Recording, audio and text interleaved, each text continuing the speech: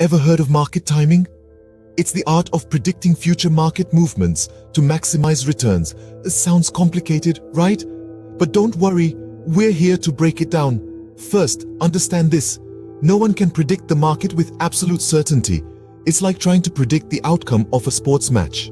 You can make educated guesses, but there's always a degree of uncertainty. The key to market timing lies in identifying trends. Remember, the trend is your friend. If a stock is consistently moving upward, it might be a good time to buy. Conversely, if it's on a downward spiral, it might be time to sell. But don't just rely on trends.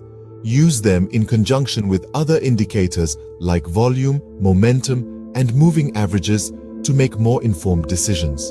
And remember, while market timing can be profitable, it's not for everyone. It requires patience, discipline, and a high tolerance for risk.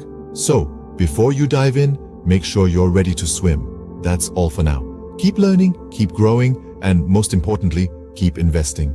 Until next time, this is your financial guru signing off.